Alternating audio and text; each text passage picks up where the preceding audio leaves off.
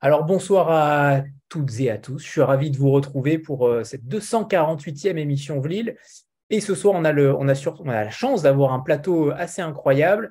Mais d'abord avec les éditions donc Mémoire d'Encrier et 5 auteurs du catalogue qui vont se succéder aussi tour à tour après que la maison puisse se présenter à vous, se présenter au public français. Ce soir, on a Rodney Saint-Éloi qui est le fondateur de la maison et Sophie Barthélémy qui s'occupe de tout. C'est un petit peu le couteau suisse de la maison aussi et c'est notre premier relais en France. Et ça, c'est important. On parlera aussi de ce relais entre le Québec et la France puisque cette maison est basée au Québec, mais elle a de nombreux attraits pour les Français. J'aimerais qu'on commence. Alors, je vous citerai tout à l'heure les noms des auteurs qui sont avec nous, mais je vous laisse aussi la surprise pour ceux qui viennent d'arriver. Ce que je peux vous dire, c'est qu'évidemment, on va aborder différentes thématiques, que ce soit la poésie, que ce soit le slam, que ce soit la rentrée littéraire qui va arriver aussi, et également la littérature autochtone dont on aime beaucoup les écrits, puisqu'on a reçu de nombreux éditeurs et auteurs québécois et autochtones. Mais je vais d'abord laisser la parole à Rodney et Sophie pour présenter cette maison d'édition pour ceux qui ne la connaissent pas encore, son ancrage, son histoire et peut-être aussi présenter certaines collections qui sont tout à fait singulières. Mhm. Qu'est-ce qu'il y a? Oui. Bah, Bon, bonjour à tous. Moi, je suis super heureuse d'avoir ce cadeau pour nos 20 ans, de rencontrer tout le public de Ville. On avait déjà fait une petite rencontre en janvier pour présenter la rentrée littéraire de janvier. Et j'avais eu beaucoup de retours. Donc, on a parlé après avec Anthony. On s'est dit que ça valait le coup peut-être de se présenter de manière un peu plus complète. Moi, quand je tourne en librairie, je vois que on commence à nous connaître quand même, puisqu'on est diffusé par Harmonia Mundi depuis 3 ans maintenant.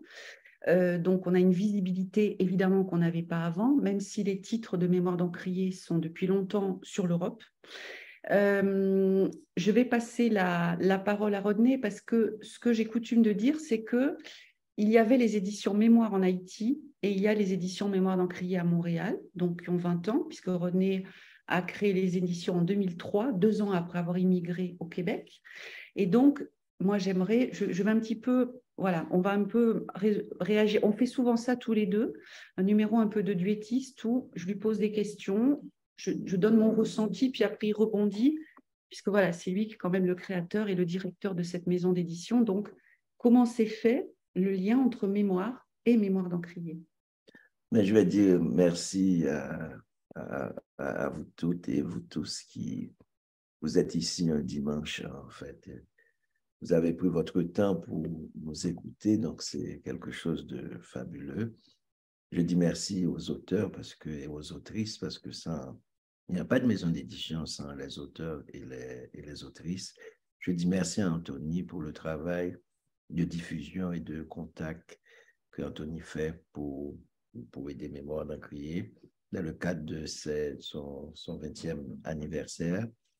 Et je suis très, très touché de l'expérience Mémoire d'Encrier en Europe, de l'accueil qui nous est réservé. Et hier, je suis ici dans un événement où je suis invité comme écrivain dans l'événement Haïti Monde. Et dans l'événement Haïti Monde, on a mis en place 2 événements particuliers autour du 20e, soit l'événement autour de Jean-Claude Charles, et un auteur immense pour moi, dont en fait Mémoire d'Encrier reprend les œuvres. En fait, l'essentiel de Jean-Claude Charles est repris par Mémoire d'Encrier et les gens commencent à redécouvrir en fait cette œuvre, je dirais lumineuse, cette œuvre assez visionnaire en son temps. Et c'était pour moi quelque chose de fabuleux quand je vois que le public qui découvre une mémoire, un imaginaire que ce public-là ne connaissait pas.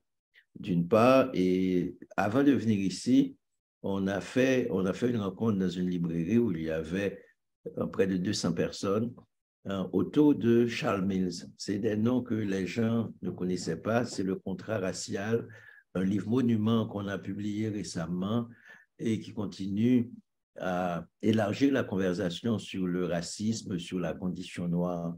Donc, pour nous, c'est peut-être important d'entrer Mémoire d'Encrier entre dans la conversation comme on dit en créole, Mémoire d'un crié dit honneur, et je pense que le public, les libraires, les lectrices et lecteurs ont répondu honneur. C'est un petit peu, c'est très, très curieux pour moi, Sophie, de voir comment les gens réagissent, comment les gens accueillent un livre comme Le Contrat racial, un livre comme Taiwan et Baldwin, Taiwan et moi de Melika, comment le public accueille Lors des Mélèzes de Carole Labat. Donc, c'est intéressant de voir qu'est-ce que ça dit au public, qu'est-ce que des univers différents que les gens ne connaissent pas et comment les gens sont prêts à tenter le saut de la découverte. Et ce qui caractérise, à mon sens, Mémoire d'un crié, c'est la découvrabilité. Ne vous attendez pas à ce que Mémoire d'un crié publie ce que tout le monde publie. Nous, on définit la littérature dans une certaine singularité qui fait que j'ai peut-être à Mémoire d'un crié, pendant ces 20 ans, en fait, peut-être la mégalomanie de croire, ou bien la certitude que je crois que les œuvres, les livres qu'on fait doivent être des livres utiles, c'est-à-dire c'est des livres qui vont guérir les gens. C'est des livres aussi que les gens ne connaissent pas. C'est-à-dire quand on publie Philippe Young, on publie un auteur, on dit, bon, voilà, cet auteur amène une cosmovision à laquelle les gens ne sont pas habitués. Donc, avec nous, c'est vraiment, en fait, pour nous, c'est essayer de témoigner de cette singularité, dire aux gens qu'on va faire le chemin et ça va être quelque chose d'insolite. On a envie de frapper l'imaginaire, on a envie d'amener des choses auxquelles les gens n'ont pas l'habitude d'être exposés, comme quand je vois là le prochain titre de Joséphine Bacon. Et puis, je dis aux gens, c'est comme si on donnait un monde nouveau. On dit aux gens, voilà d'autres outils pour entrer dans la réflexion ou bien dans le regard sur le monde. C'est pourquoi les histoires, on a peut-être la conscience d'introduire un certain nombre d'histoires qui n'ont pas été racontées ou bien qui ont été racontées dans une perspective et on amène une perspective qui est nouvelle, comme quand on publie Sindire Magona, c'est l'Afrique du Sud. Mais moi, j'ai eu la certitude que l'Afrique du Sud a été racontée par les Blancs. Donc, il y a eu une manière de raconter l'Afrique du Sud et avec Sindire Magona, je pense que c'est une réparation littéraire parce que dans la littérature, il y a tellement d'invisibilisation, d'œuvres qui sont fondamentales mais qui n'arrivent pas à circuler et atteindre le public. Donc, chez Mémoire d'un crié, on essaie vraiment de travailler à cette réparation littéraire. Chère Sophie Barthélemy, couteau suisse, français, haïtien, africain, sénégal, tout ce que tu veux comme couteau. Non, c'est sûr, c'est une maison qui fait bouger les lignes. Moi, parfois en librairie, je vois que j'explique qu'en fait, on est un peu en dehors des étiquettes. Un auteur chez nous peut tout à fait faire un recueil de poèmes, un an après sortir un essai ou un roman. On a c'est vraiment des histoires qu'on raconte. Moi, je sais que j'ai Mémoire d'Encrier, la lecture des romans, des essais de Mémoire d'Encrier m'a complètement bouleversée, bougée, parfois dans mes partis pris, dans mes préjugés, dans mes a priori. C'est une maison, chaque écrit, chaque texte bouge quelque chose en fait, parce que ça relie vraiment à l'humain, à l'essentiel. Et après, les libraires, je sais certains prennent plutôt par exemple les écrits des Premières Nations, d'autres ça va être plutôt les écrits des Caraïbes. Moi ce que je dis c'est qu'on est basé à Montréal, mais peu importe, on pourrait être basé partout.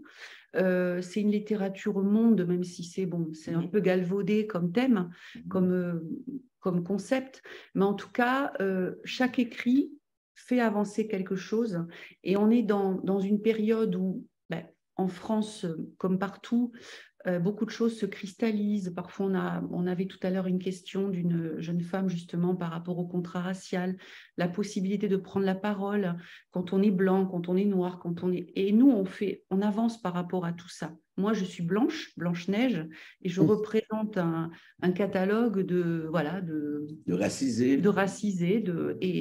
J'essaie d'avancer avec ça et de montrer qu'on peut, en fait, l'essentiel, c'est de parler et de désilencier tout ça et de faire avancer. Alors, parfois, ça bouleverse, ça peut choquer, mais voilà, l'important, c'est vraiment de mettre des mots et de diffuser ces paroles. Et je pense que c'est très important, ça. Il y a quelque chose aussi qui est peut-être important, c'est peut-être de voir comment les titres, on a l'impression qu'on publie pratiquement le même livre, c'est-à-dire qu'on publie La femme sans couleur de Laurie Jean-Louis, et puis qui a eu le prix des libraires, c'est un premier livre d'une jeune femme noire qui a eu le prix des libraires. Donc pour nous, c'est fondamental.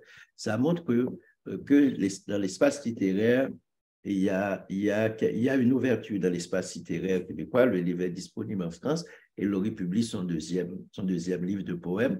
Et ce qu'on fait qui est pour nous peut-être intéressant aussi, c'est quand on lit ce livre en lien avec peut-être d'autres titres d'auteurs de mémoire d'Encrier, comme les auteurs des Premières Nations, bien qu'on lit le livre en connexion avec, comme le livre de Marc-Alexandre Oyobambe, mon ami capitaine Alexandre, qui est pour moi un art de vivre par la poésie, un hymne à la poésie. Comment on peut lier Haïti, des imaginaires différents, Haïti, Québec et Cameroun, en fait, tout le côté, je ne dirais pas interracial, mais comment la littérature peut produire une communauté pluralisée, comment la littérature peut mettre en place et mettre ensemble des imaginaires, et ce que j'appelle aussi peut-être des imaginaires de la dépossession.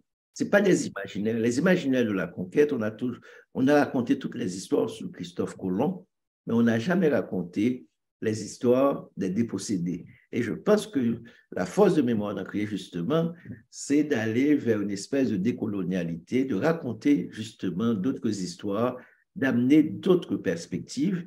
Et c'est ça qui nous a animés pendant ces 20 dernières années, comme publié « Je suis une maudite sauvagesse » de Anantan Capèche.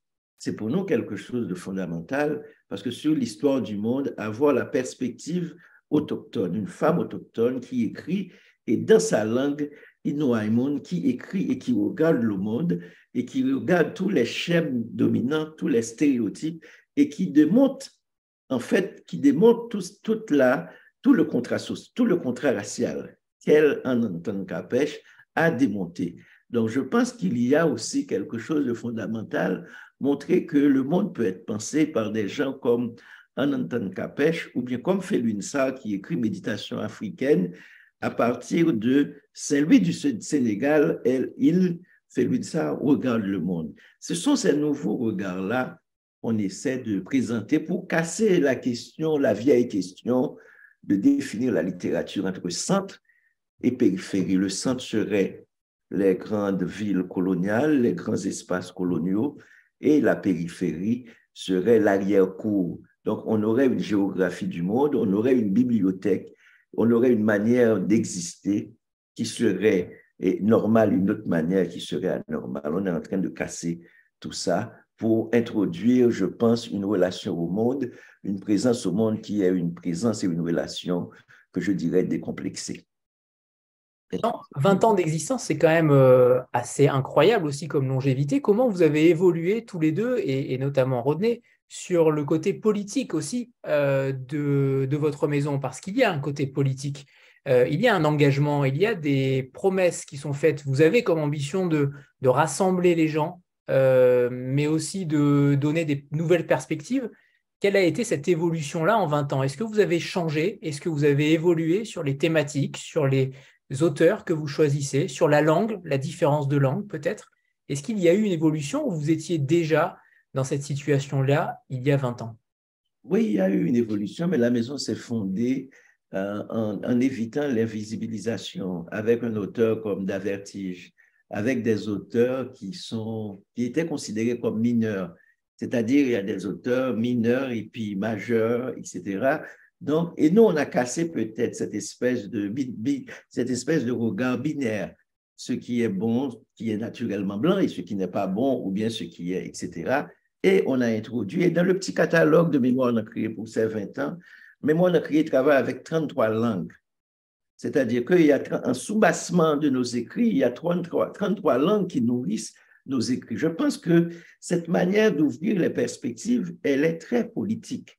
C'est-à-dire, elle est très politique dans le sens où elle propose une autre manière d'habiter le monde, une autre manière de gérer notre présence, une autre manière de lire, puisque lire est un acte profondément politique. Donc, quand je vous dis, moi, ce que tu lis, je te dis comment tu existes. Donc, je pense qu'il y ait, c'est-à-dire que quand je parle à quelqu'un de James Baldwin, la prochaine fois, Le Feu, et puis on me parle de Kizerbo, donc je pense qu'on est en train de sortir de la bibliothèque coloniale. Sortir de la bibliothèque coloniale ne veut pas dire ne pas lire Shakespeare, ne pas lire Victor Hugo, ne pas lire Lamartine, etc. Sortir de la bibliothèque coloniale veut dire, en fait, ajouter à cette bibliothèque les voix qui ont été silenciées. Et il y a tellement de voix qui ont été silenciées, et ce sont des voix, des corps et des visages qui m'ont moi-même structuré en tant qu'être humain et faire remonter en nous, en fait, l'humanité.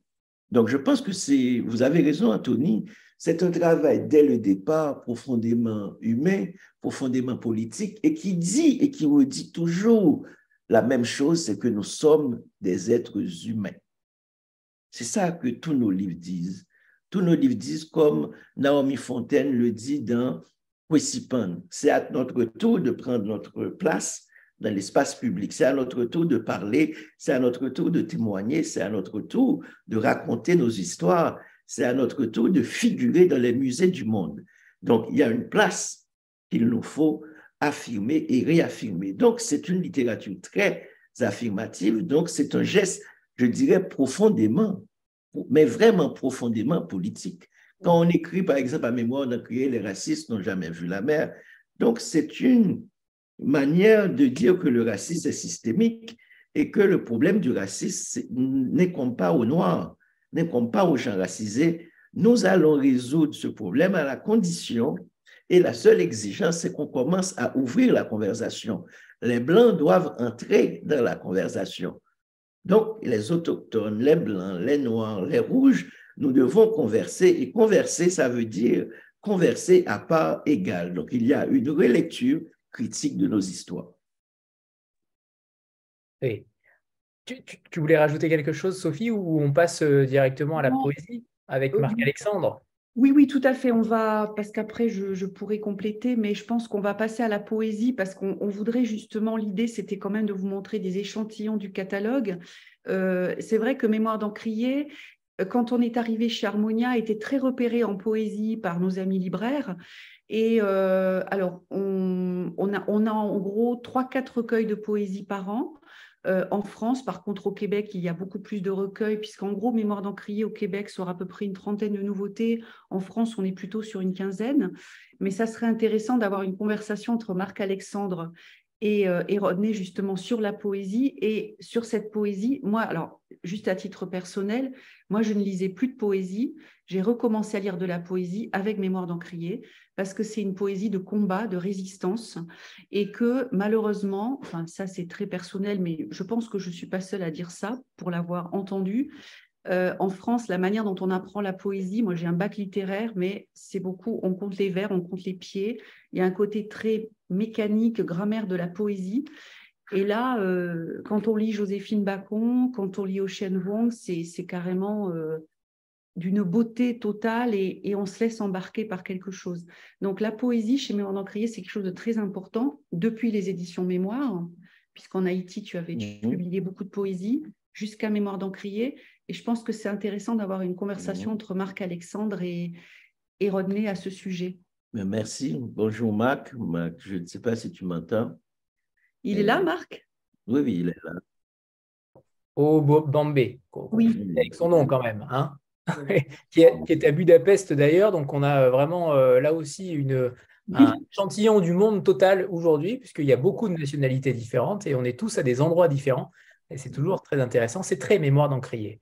Mais Marc-Alexandre est en fait, moi j'aime beaucoup ce que fait Marc-Alexandre. On s'est rencontrés longtemps avant à étonnant voyageur, quand il était beau et pauvre. Maintenant, il est devenu riche, vieux et un grand homme, mais avant, il était tout petit. Et moi, je pense que Marc-Alexandre a toujours vécu de poèmes. Depuis que je le connais, il a toujours dans la bouche un poème c'est son identité. L'identité de Mac Alexandre, c'est une identité poétique, mais qui fait remonter toutes les humanités. Et j'ai rencontré aussi Mac Alexandre, en fait, dans toutes les villes du monde, et surtout à Port-au-Prince, où il a écrit un texte merveilleux sur Port-au-Prince. Et je pense que tout ce que Mac Alexandre fait, c'est, comme on parlait de politique, c'est une poétique qui entre dans une vision d'organisation du monde, de l'organisation de la vie. Et son dernier livre qui a eu un succès, un grand succès, et que c'est La vie poème, je pense que c'est tout un hymne à la vie. Je ne sais pas si tu veux lire, si tu veux parler, Mac Alexandre, mais tu as carte blanche. On ne peut pas te donner des ordres et te poser des questions. Tu fais ce que tu veux. Bonjour. Bonjour, mon grand. Alors, bonsoir et bienvenue à bord d'un navire qui ne sait pas où il va. Rien n'est vrai, tout est vibrant, tout passe, tout lasse, tout casse. La vie ne suffit pas pour arriver à toucher le fond du silence, clarté qui fonde. Rien n'est dur, rien ne dure, tout passe, tout lasse, tout casse. La vie ne suffit pas pour arriver à toucher du doigt sa vérité nue, clarté qui tremble. Rien n'est vrai, tout est vibrant, tout passe, tout lasse, tout casse. La vie ne suffit pas, rien n'est dur, rien ne dure, et pourtant nous sommes. Et nous tenons prêts, toujours à offrir salve d'avenir. Nous sommes et nous tenons, malgré bleu à l'âme, vague de mots, rêve à l'eau. Nous sommes et nous tenons en nous-mêmes, debout. Que restera-t-il de nos rêves, de nos combats, de nos espoirs? Rien. Il se peut que rien ne reste, mais si par un mot, oui, un mot, un seul, ou par un geste, oui, un geste, un seul, nous sommes parvenus à éveiller ou réveiller, élever ou relever une autre âme humaine en même temps que la nôtre, alors nous n'aurons point vécu ni écrit en vain. Que restera-t-il de nos quêtes matérielles ou spirituelles, de nos doutes et de nos certitudes? Que restera-t-il de nos poèmes au vent du large, nos utopies tressées avec le cœur à l'ouvrage et parfois même le courage du désespoir? Que restera-t-il? Des questions, des réponses, des questions sans réponse, des réponses sans questions. Que restera-t-il de jour et de nuit, de lumière et d'ombre en nous? Rien. Il se peut que rien ne reste, mais nous sommes et nous tenons dans nos mains en fleurs généreuses. La vie est demi, tant qui file étoile, défile si bref, éphémère instant.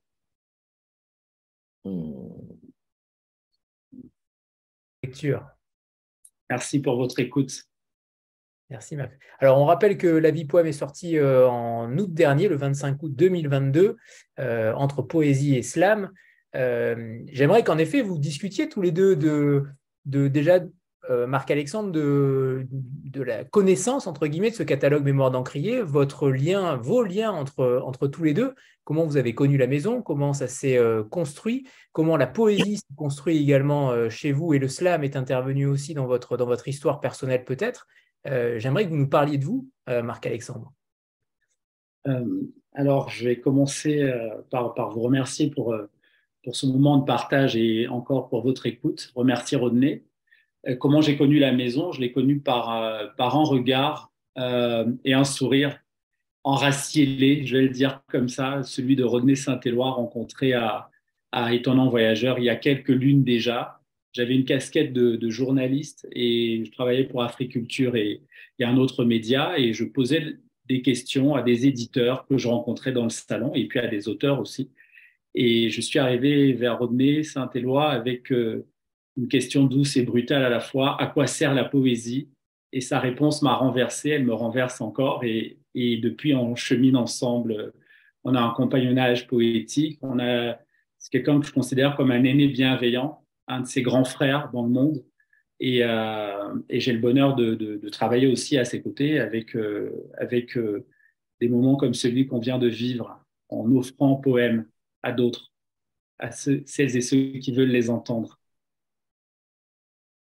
Mais c'est vraiment un regard, un sourire et et une réponse à la question à quoi sert la poésie. Et après, j'ai découvert le catalogue. J'ai d'abord découvert l'éditeur et le poète avant de découvrir la maison. Et d'ailleurs, je lui ai dit aussi que ce que j'avais trouvé formidable, c'est que Mémoires d'Encrier n'était pas seulement une maison d'édition, c'était une maison. Voilà, d'abord une maison.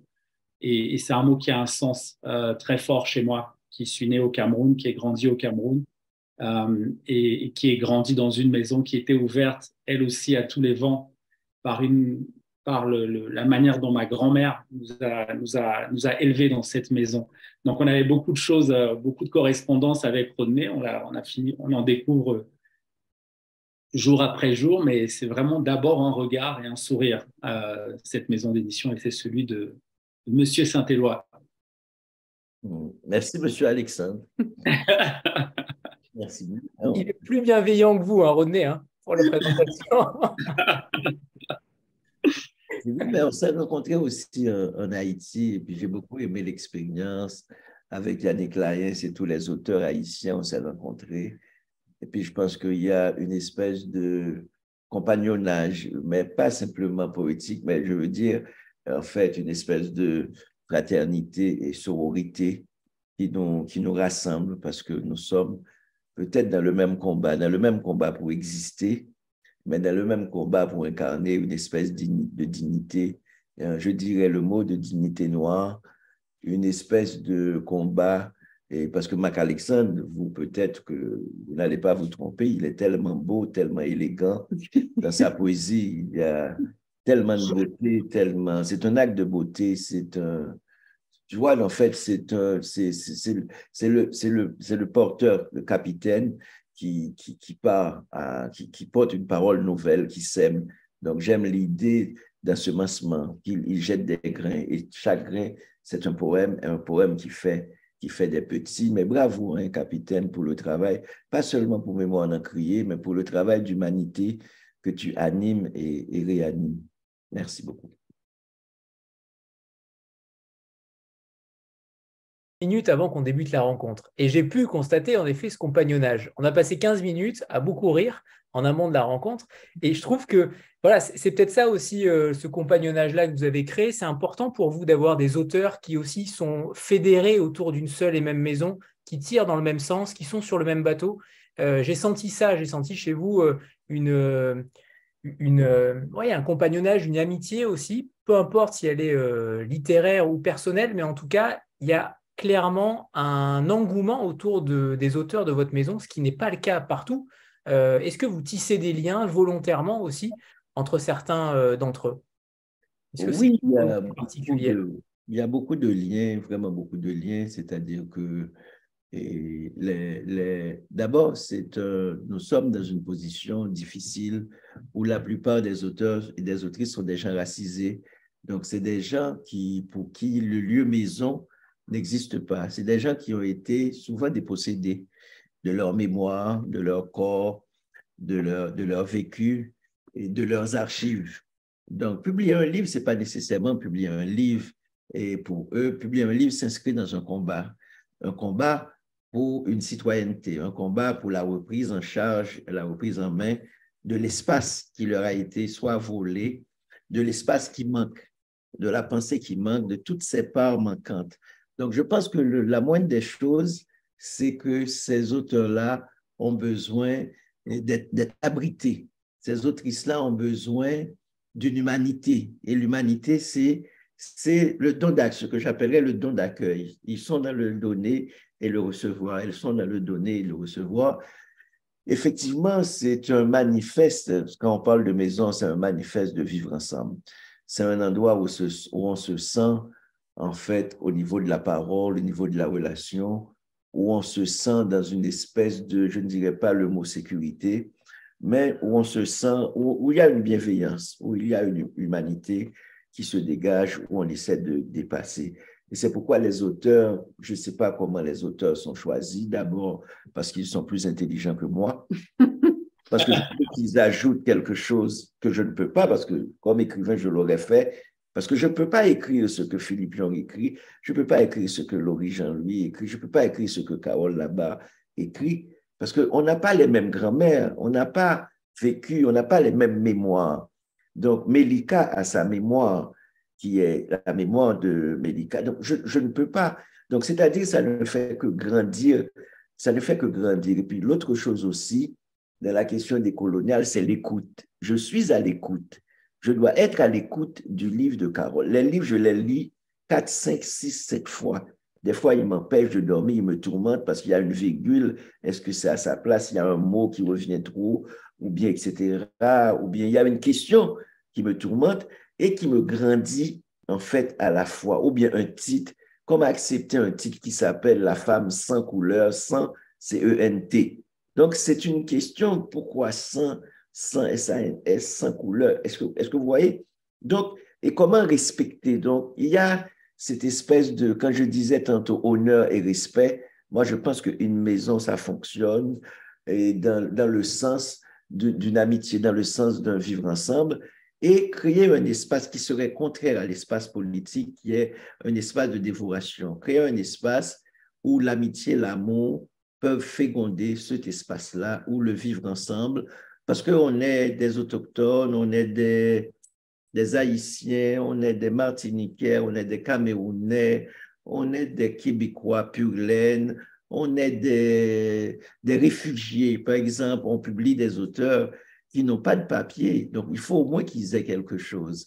Donc, c'est-à-dire, on publie des auteurs qui sont souvent des gens qu'on humilie dans les frontières. Donc, il faut qu'on abatte les frontières. Ce n'est pas une maison pour monter des frontières, c'est une maison pour abattre les frontières. Et comme on crée des utopies, moi, je pense qu'il faut une maison avec une grande fenêtre qui donne sur la montagne pour créer dans nos imaginaires des utopies et pour pouvoir se rencontrer.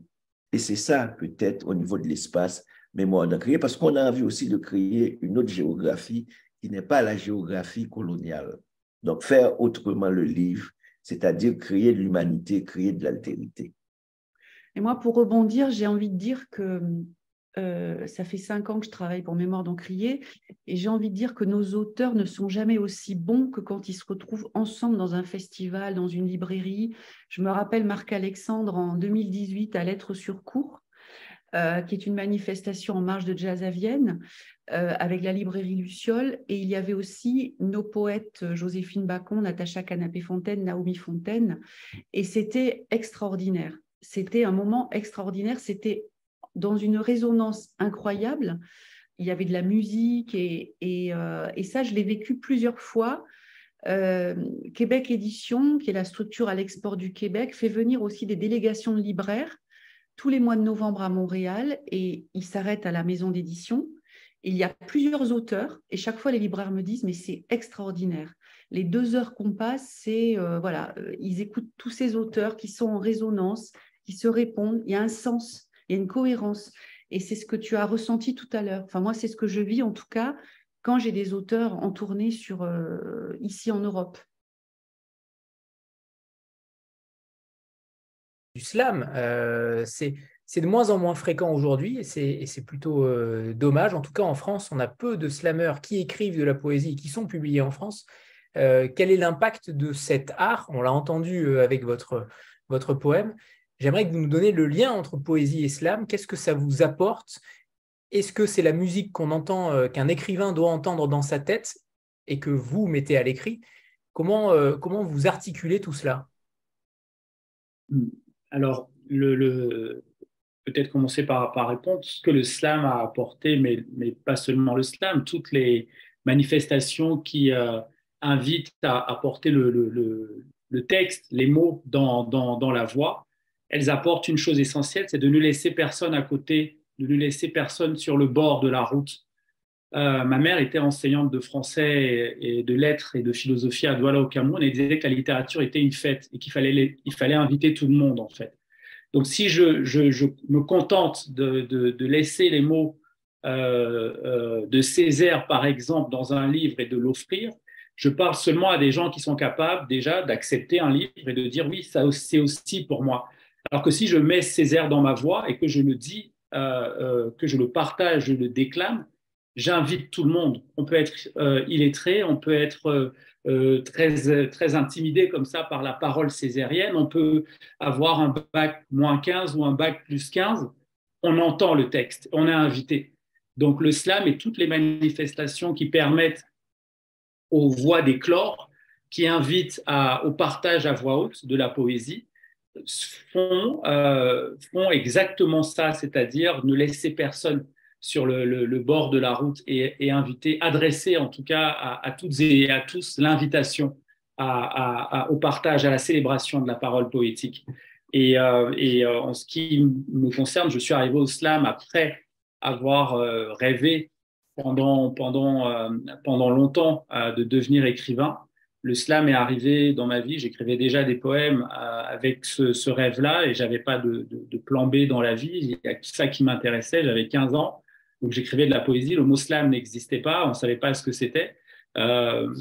J'ai commencé par faire du rap et ensuite le slam, la découverte du slam beaucoup plus tard, où je me suis rendu compte que je pouvais, dans cet exercice de liberté infinie et absolue, peut-être poser mes mots aussi. Mais au départ, il y avait le vœu de poésie et le rêve de poésie, qui est toujours le même vœu et toujours le même rêve, en fait. Le slam est une manière, finalement, de porter sa parole poétique. S'il n'y a pas de poème au départ, il n'y aura pas de poème à l'arrivée. Et quand on a fait vœu de poésie et qu'on aspire à la poésie, le slam, je pense, porte tout ça aussi, ce rêve et ce vœu. Merci. Deuxième rubrique, c'est la rentrée littéraire, parce que évidemment, on est déjà en juin et vous avez déjà tous travaillé à la rentrée littéraire. Et on a la chance d'avoir un des deux auteurs qui va publier à la rentrée, c'est Philippe Young. Un deuxième roman sort à la rentrée toujours en août prochain, c'est Gary Victor. Et c'est Sophie qui va donc vous parler de ces deux prochains romans qui sortiront à la rentrée. Il me semble que c'est… Oui. Non, en fait, c'était juste pour rebalayer peut-être un peu pour les gens qui nous suivent les dernières rentrées littéraires, puisque on a enfin accès aux rentrées littéraires depuis qu'on est diffusé par Harmonia Mundi. Donc, peut-être que je vais vous rappeler quelques titres. Par exemple, la première rentrée littéraire qu'on a faite avec Harmonia, c'était l'année du confinement. On a eu un roman qui s'appelait Mer à mer de l'écrivaine sud-africaine Cindy Magona. On avait eu aussi Johnny Appleseed de Joshua Whitehead en littérature des Premières Nations. C'est peut-être des titres qui vous disent quelque chose. 2021, le formidable succès des Villages de Dieu d'Émilie Prophète, qui a eu beaucoup de buzz, de succès. Et puis 2022, je passe vite, Difficult Woman de Roxane Gay. Donc là, c'est un peu le pendant littéraire de Bad Féministe. Oui, j'ai envoyé cette petite slide à Anthony pour certains, peut-être ça remémorera les choses. 2022, c'est pareil, c'est l'année aussi où on a changé complètement notre ligne graphique. Seuil de tolérance de l'écrivain des Premières Nations Thomas King. Voilà, donc c'est un peu quelques titres pour que vous vous repériez. Et donc, la rentrée littéraire 2023, nous avons… Alors, on va laisser parler peut-être d'abord Philippe Young, puisqu'il est avec nous. Donc, c'est le roman Hors sol qui… Philippe va faire une tournée fin septembre en France. Elle est déjà à peu près calée. C'est son premier roman et c'est un roman d'une beauté au niveau de la langue incroyable et une histoire aussi extrêmement touchante dont il va nous parler. Je vais pas en parler à sa place, mais franchement, lisez ce roman, il est sublime, vraiment. Donc, Philippe, je ne sais pas si tu peux… alors, il va lire quelques pages et peut-être nous expliquer, nous faire le pitch, comme on dit, de ce roman qui n'a absolument rien d'un premier roman, tellement il est sublime. Est-ce qu'il est là, Philippe ? Oui, je suis là, Sophie, mais je t'écoute. C'est dur de parler après les gens de ce talent-là. C'est toujours un peu compliqué. Que tu expliques l'histoire et que tu… Oui. Je vais peut-être commencer par vous parler de la genèse un peu du roman. Et en fait, je vais partir du titre, parce que le titre peut paraître un peu austère, hors sol. Ça vient des plantes qu'on cultive hors sol, en hydroponie, qui ne voient pas 1 gramme de terre dans leur existence.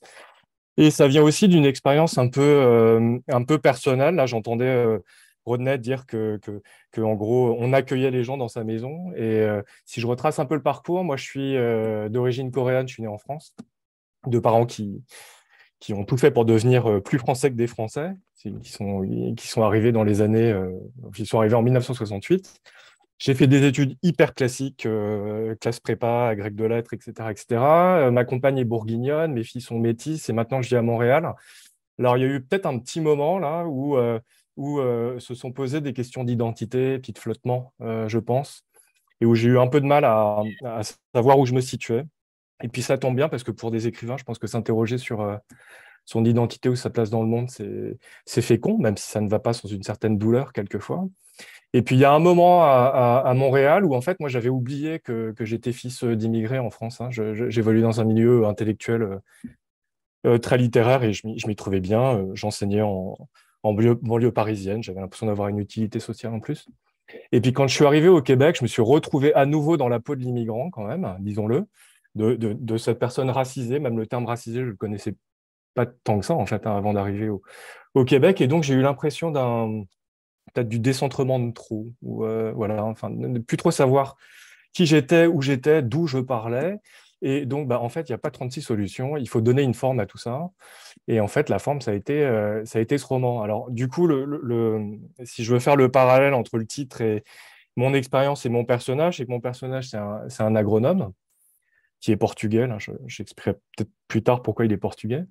Et puis, c'est quelqu'un qui, lui aussi, parcourt le monde au contrat, en fait, hein, et qui va cultiver de très belles plantes dans des lieux qui sont des sortes de petits temples végétaux modernes, donc des serres en hydroponie, des fermes cubiques, que des choses qui existent hein, par ailleurs, et qui, malgré tout, quand même, paye le prix de ce déracinement permanent et se sent lui-même hors sol, tout bêtement. Donc, du coup, je ne sais pas comment ça m'est venu. Ça fait un peu Paul Claudel derrière son pilier, son pilier Notre-Dame, là, la petite illumination. Mais j'ai eu l'idée d'une nouvelle avec un personnage donc d'agronome qui voulait se créer un petit royaume hors sol dans une serre. Et cette histoire dont je pensais qu'elle n'intéresserait personne a finalement éveillé la curiosité d'un certain René Saint-Éloi et d'une certaine Yara Galban qui ont décidé de m'accueillir dans leur maison. Et puis donc la boucle se boucle parce qu'avec ce roman, moi j'ai l'impression d'être un petit peu plus ancré justement là. Il y a eu une sorte de vertu magique là, du bouquin pour le coup, grâce notamment à Rodney. Je ne sais pas si ça répond à la question d'ailleurs de Sophie, mais Et pourquoi il est portugais alors? Pourquoi tu l'as fait ah portugais? mon Dieu. En fait, c'est assez étrange. Donc comme je le disais, moi je suis d'origine coréenne, mais j'ai pas vécu un racisme frontal difficile. J'ai fait des études classiques dans un, entre guillemets, grand lycée parisien. J'ai pas beaucoup aimé l'expérience. Je suis allé en classe préparatoire. On peut pas faire tellement plus français comme cursus. Et puis finalement, j'ai eu l'impression, bon, j'adore le Portugal. Et dans le bouquin, pour les gens qui le repéreraient, il y a notamment un chapitre qui est un hommage à Fernando Pessoa, qui est un de mes totems littéraires. Et pourquoi le Portugal? En dehors de mon amour du Portugal et du fait que c'est un pays que je regrette je regrette de m'être éloigné du Portugal pour le coup. En dehors de ça, moi j'ai eu l'impression que mon parcours était presque plus proche de ces Européens du Sud, je sais pas, des Italiens ou des Espagnols, des Portugais, à qui on a dit que les vraies études se faisaient au nord de l'Europe et que les parcours de vie se faisaient au nord de l'Europe. Et ayant fréquenté un certain nombre de Portugais que j'ai croisés comme ça, j'ai eu vraiment l'impression que mon expérience était presque plus proche de la leur. D'où le Portugal, en dehors du fait que je voulais aussi pouvoir décrire voilà, une enfance à Lisbonne, le sud du Portugal, et donc peut-être parler de moi sans parler de moi. Et c'est de trouver la bonne distance. Et donc ça s'est trouvé grâce à ce très cher Alvar, qui est donc un agronome portugais qui fait ses études en France. Qui s'appelle Alvaro, mais en fait, il y a Exactement. tellement hors sol que quand on l'appelle Alvar, il dit rien. Alors qu'on a. Exactement. C'est quelqu'un de très plastique au sens scientifique du terme. En biologie, ça veut dire en gros un organisme qui peut s'adapter à peu près à tout et qui peut changer de forme en fait, hein. Et donc là, c'est vrai. Ça, c'était une discussion qu'on a eue avec Rodney, je me souviens très bien, sur la 4e de couverture. Je ne sais pas si tu te souviens, Rodney. Est-ce qu'il fallait mettre Alvar, c'est-à-dire la forme francisée qu'il a acceptée, ou Alvaro? Et on a décidé de mettre Alvaro. Et puis ça, c'est quelque chose qui interpelle un peu les gens qui lisent le livre. C'est-à-dire qu'il il y a un petit changement de nom et puis il accepte qu'on l'appelle un petit peu comme on veut, en fait. Et donc, il flotte un petit peu et ce flottement-là, c'est un peu quelque chose que j'ai eu l'impression d'expérimenter aussi, quelque part, ouais. Donc, voilà pour le portugais et puis le changement de nom aussi de ce Alors, on personnage. utilise un extrait, en tout cas, ce Ouais. qui plaît beaucoup à plusieurs libraires qui l'ont déjà lu et qui apparemment sont fans d'Islande. C'est ta description de l'Islande qui est, alors c'est vrai, moi je n'y suis jamais allée, je rêve d'y aller, mais qui leur paraît extrêmement juste, parce qu'en gros, l'action se situe entre Paris, Montréal et l'Islande. Il fait ses études à Paris, il va travailler à Montréal, puis il finit en Islande. Et c'est vrai que la description de ce pays très minéral, un peu hostile et tout, mais dans lequel, en fait, il est bien. Et quelque part, presque, il va arriver, il pourrait s'ancrer. Et c'est au moment où il peut s'ancrer qu'on lui refuse cet ancrage. Enfin, en gros, voilà, je ne veux pas dévoiler. Et plusieurs libraires ont été extrêmement touchés par ta description des paysages islandais et de l'ambiance en Islande, de cet univers très particulier. Voilà, ça c'est Bah oui, autre obsession, là, en dehors du Portugal, il y a l'Islande. Enfin, j'ai fait 4 voyages, là, ça commence à dater, il faudrait que j'y retourne. Et pour le coup, bah, c'est ce que tu disais, Sophie, en fait, c'est quand même un défi de décrire la nature islandaise. Parce que c'est une nature d'avant, en fait, hein. C'est une nature d'avant les plantes, c'est une nature où tout bouge. C'est une nature qui est vraiment, alors là, je vais être dans le cliché de feu et de glace, mais il y a vraiment, vraiment de ça. C'est une nature où les couleurs sont des couleurs que vous n'avez, enfin, en gros, si vous y allez, vous n'aurez jamais vu ça. C'est une couleur où tout se enfin, c'est une nature où tout se mélange. C'est extrêmement hostile. C'est très dépouillé, c'est très beau. Et puis, je trouvais que ça faisait un beau contrepoint aussi aux plantes cultivées en hydroponie qui sont presque trop jumelles, en fait, hein, qui sont parfaites, standards. Et à côté de ça, on a une nature dans laquelle le personnage va se trouver à évoluer, à marcher.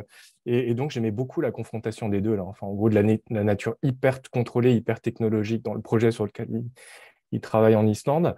Et puis, cette confrontation avec cette espèce d'île complètement, complètement hors monde, hein, quelque part, hein. C'est pas un hasard si les Islandais, en fait, restent chez eux, hein. Enfin, ils sont 350 000, ils ont un lieu qui a une identité tellement... Ils sont tous artistes. Ils sont tous musiciens, ils sont tous écrivains, ils sont tous artistes visuels.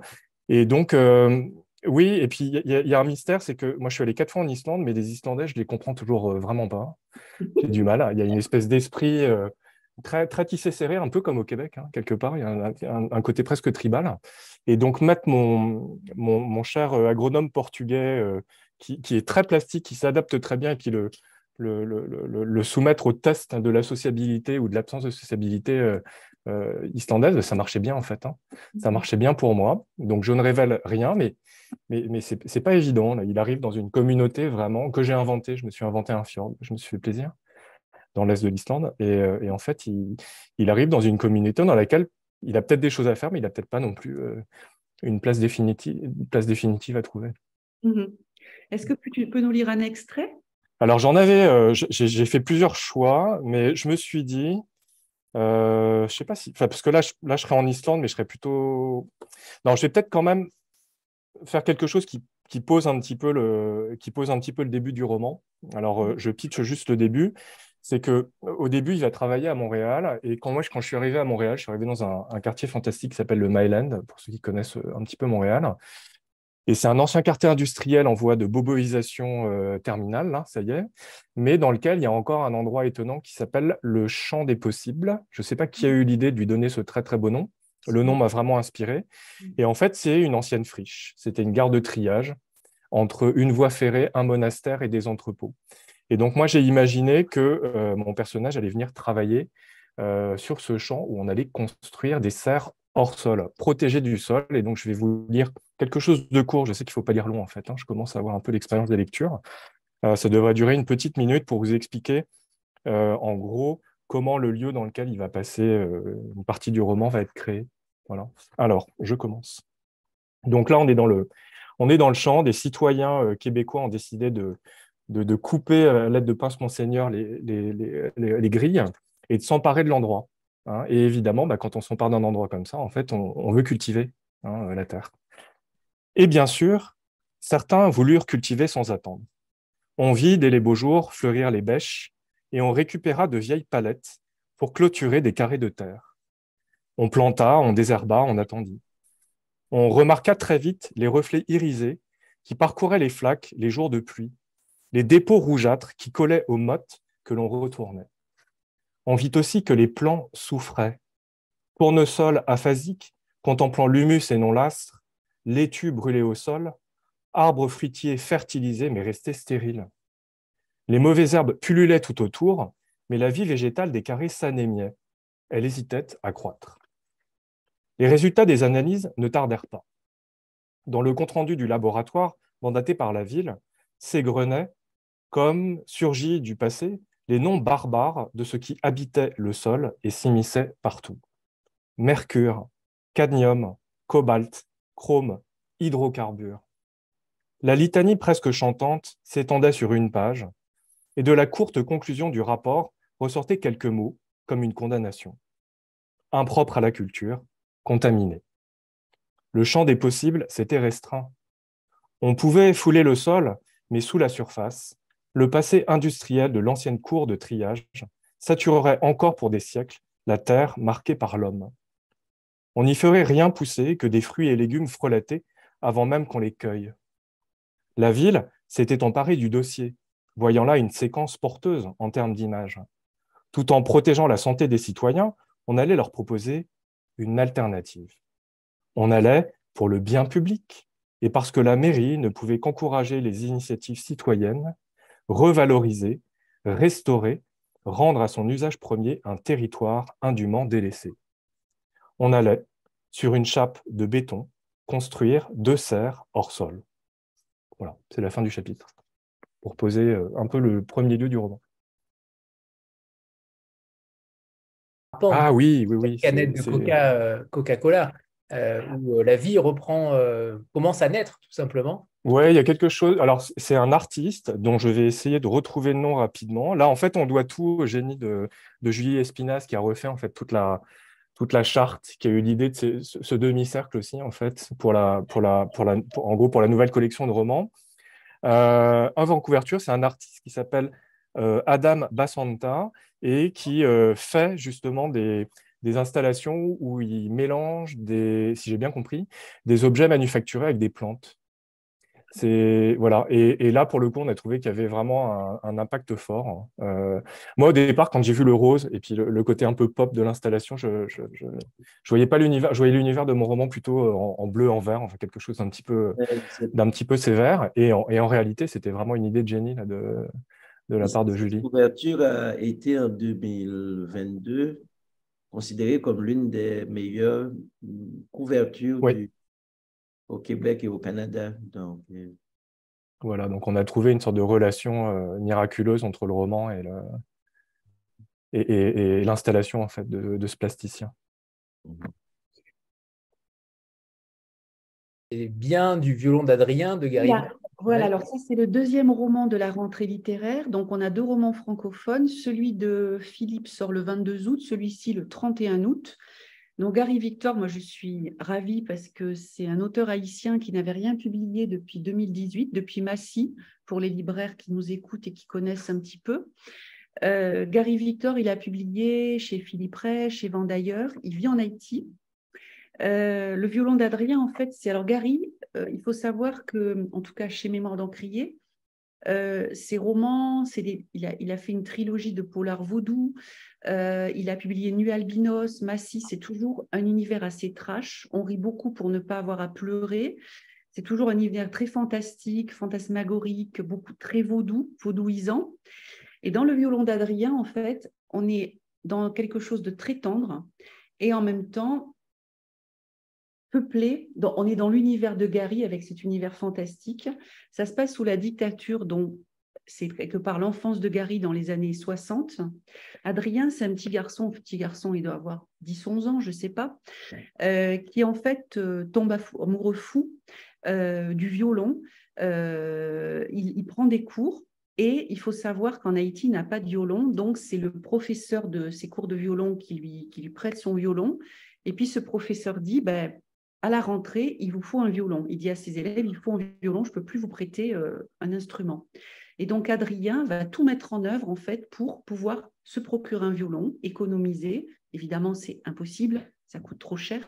Et puis, il n'y a pas de violon. Mais à travers cette espèce de quête initiatique du violon, il va quelque part découvrir la dictature. Il va se passer des choses, il va poser des actes qui vont avoir une implication compliquée en temps de dictature. Il va croiser des personnages, alors à la Gary Victor, complètement fou. Il y a un carnaval, des personnages, on se demande s'ils existent vraiment. Donc on est vraiment dans l'univers haïtien, fantastique, vaudou. Et donc c'est vraiment un mix entre cet aspect fantastique et cette espèce de grande tendresse, voilà, qui fait que c'est un très beau roman, Le violon d'Adrien Rodney. Et je crois que c'est un peu autobiographique, en fait, puisque Gary était… Oui, ça a commencé un petit peu par l'enfance. C'est une enfance haïtienne, on dit une enfance haïtienne comme une enfance antillaise, où il y a ce désir de se réaliser. Et puis Gary voulait toujours avoir un violon. Et le père, il n'y avait pas d'argent pour lui acheter un violon. Donc, il est devenu, par accident, écrivain, mais son rêve, c'était de devenir, en fait, violoniste. Et il a pris sa revanche en écrivant un roman où il a pris sa revanche parce qu'en fait, je pense que ce qui est bien dans ce roman, c'est que c'est la somme des visages de Gary. On trouve le Gary, un roman d'initiation au monde de l'enfance, où Gary nous plonge dans un enfant qui grandit sous la dictature, dont le père est un sociologue anti-duvalieriste.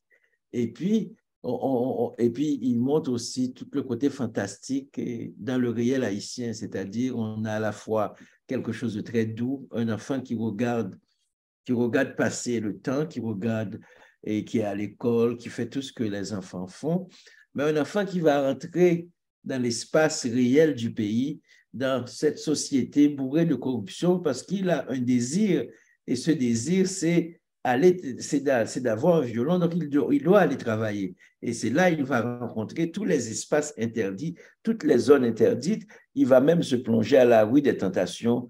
Rue des Tentations, c'est là où tout se passe. Et c'est vraiment donc quelque chose de très doux. Et cette enfance-là, c'est-à-dire cette pureté, cette pudeur, et on va casser tout ça pour entrer dans un monde très brutal. Et je pense que le contraste est très fort.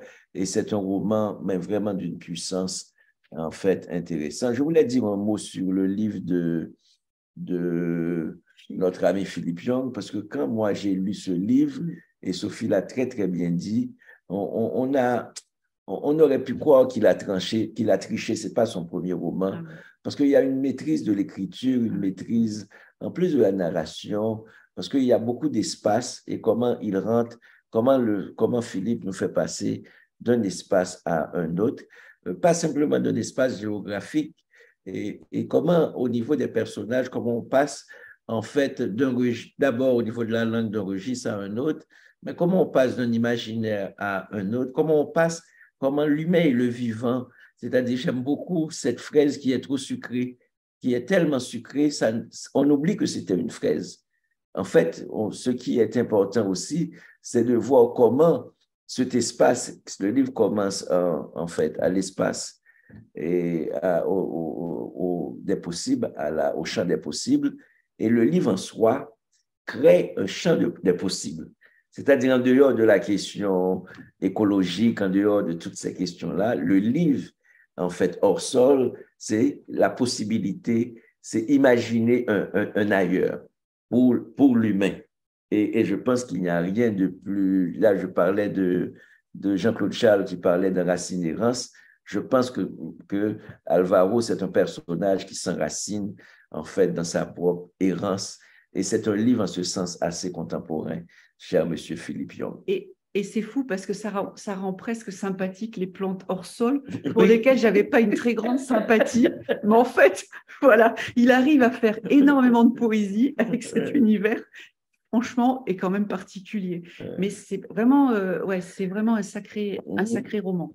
Oui. Merci à vous. Les yeux, c'est pour vous écouter. Il y a des gens qui me disent ouvre les yeux. Si je ferme les yeux, c'est pour vous écouter quand vous parlez. C'est pas pour dormir. Hein? On comprend bien. Ah oui, moi je connais Rodney, maintenant j'ai l'habitude qu'il fasse ça. Oui. être en effet déstabilisant. Oui. On va prendre une petite photo de groupe avant de passer à la littérature autochtone avec Carole Labarre. Voilà, donc préparez-vous pour la photo. 3, 2, 1. C'est bon, parfait. Merci.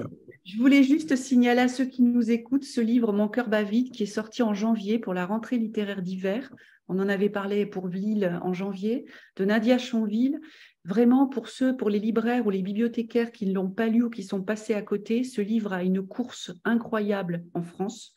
C'est une langue incroyable également. C'est une jeune écrivaine martiniquaise qui, dès qu'elle passe quelque part, elle a fait Étonnant Voyageur, elle était au Festival Atlantide, elle a fait une tournée en France en librairie. C'est vraiment un livre, il ne faut pas passer à côté. Donc, la littérature autochtone. Alors là, est-ce qu'on a Carole là-bas? Voilà. Elle est là. Elle est là pour Jean Desmélez, qui est sorti le 3 février dernier. Et c'est le premier roman. Lui aussi a eu une sacrée fulgurance aussi en France. Carole, vous Oui. Bon, là, je vais laisser Rodney discuter littérature des Premières Nations. Pourquoi? Moi, la question que j'avais posée au début, pourquoi il publie autant les Premières Nations? D'où vient cette connaissance quand il est arrivé à Montréal?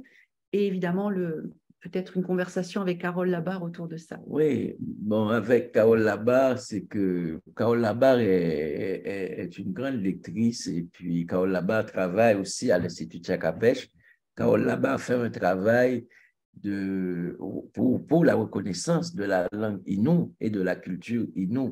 Donc, le combat de Carole Labarre en tant qu'intellectuelle et son travail de tous les jours, c'est la promotion des valeurs qui seraient des valeurs autochtones. Donc, et Carole Labarre vit à cette île, donc complètement dans le nord. Donc, Carole Labarre est enracinée dans le Notchimite, c'est-à-dire à l'intérieur des terres. Donc, je pense que c'est important quand, en fait, Joséphine Bacon et Laure Morali me parlent de Carole Labarre. Je connais Carole Labarre depuis longtemps parce qu'avec Mémoire d'un crayon, on a beaucoup de relations avec cette île, avec Tchakapèche. On fait beaucoup de rencontres avec Tchakapèche. On a même fait une formation sur l'édition où Carole Labarre était là.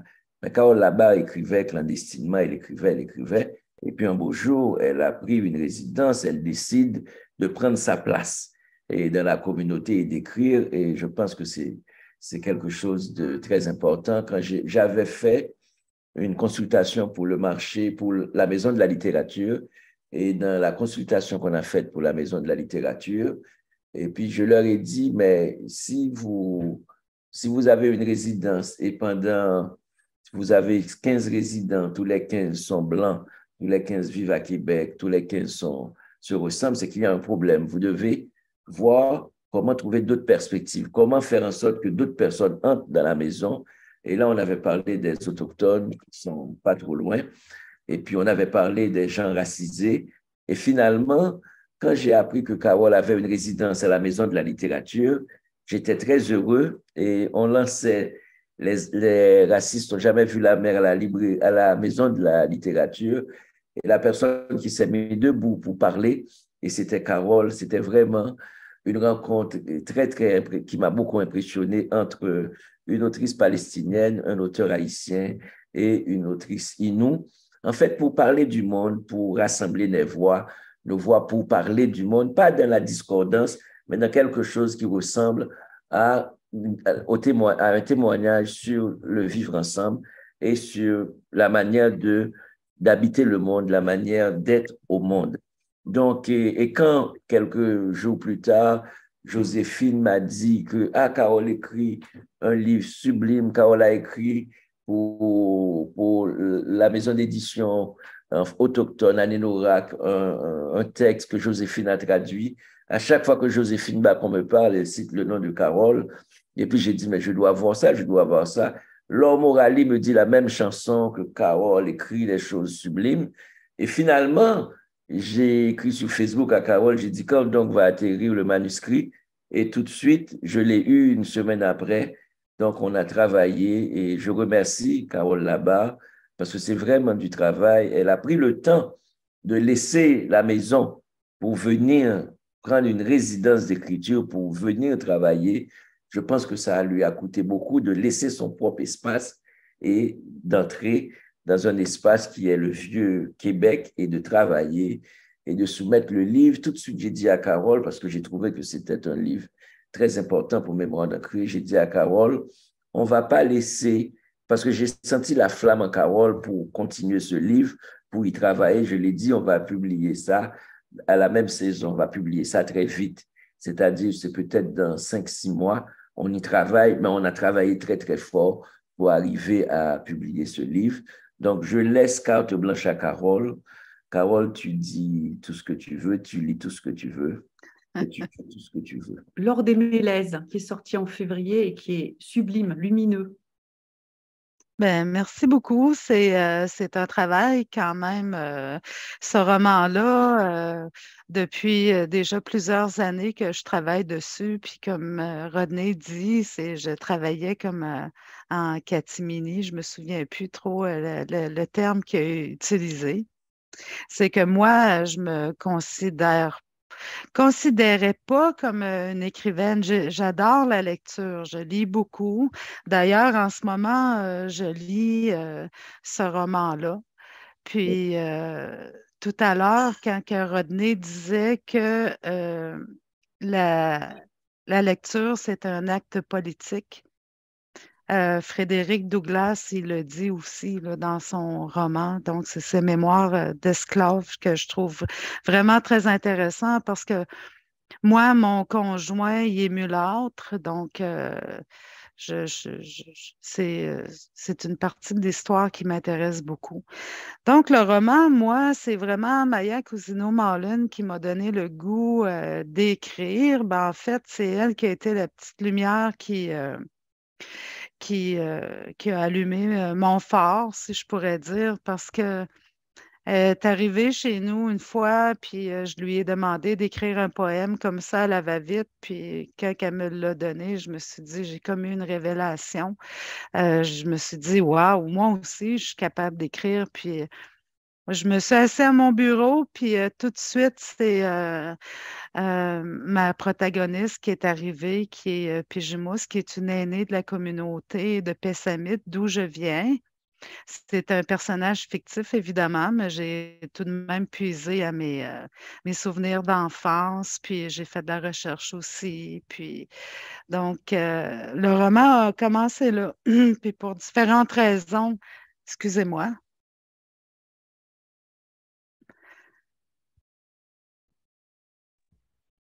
Pour différentes raisons, j'ai cessé d'écrire, puis, mais j'écrivais tout le temps un petit peu. Je publiais dans des fanzines, je publiais dans une revue, dans des revues.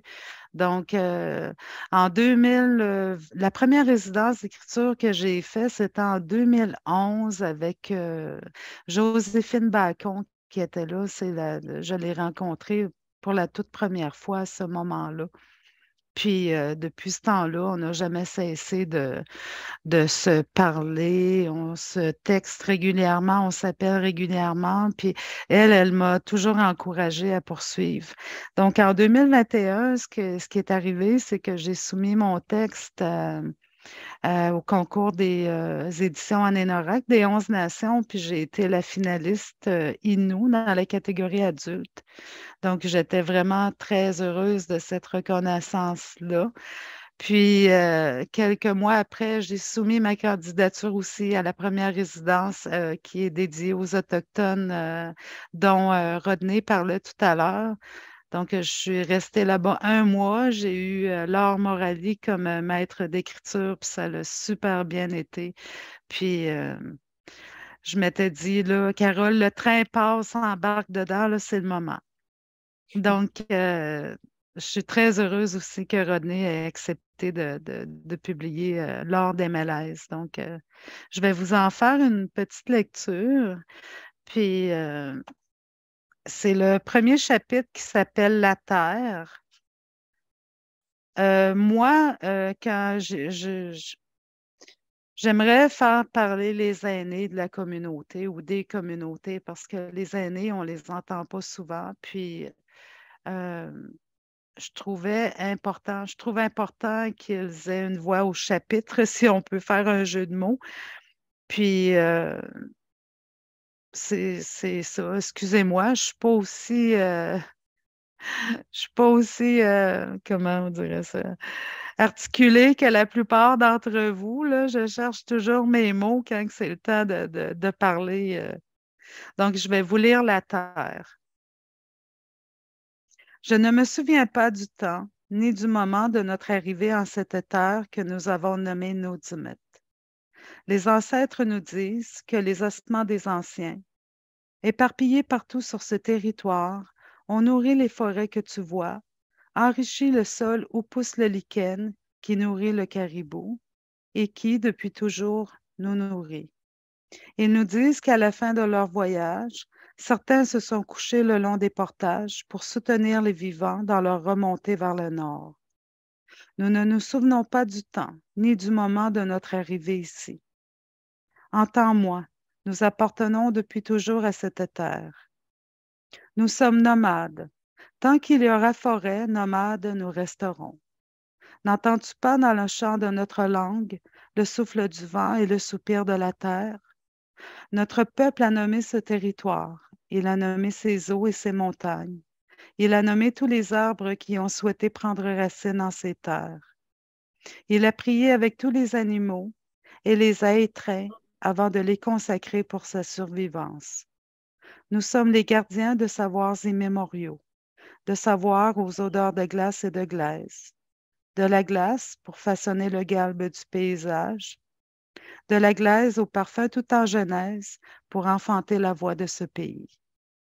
Nos connaissances se couchent dans le berceau du rythme des saisons et la forêt constitue la base de notre culture, de notre langue, de notre mode de vie. Nous sommes enfants de la rivière.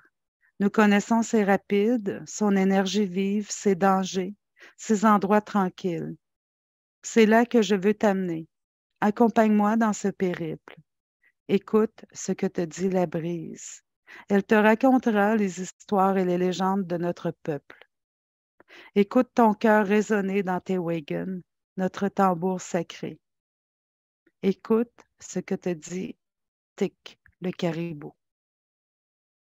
Sous de vastes chapoutoines, les âmes vagabondent dans un voyage sans fin, à la recherche du souvenir des grandes chasses et des bois de caribou que l'on accrochait sur l'arbre d'espérance.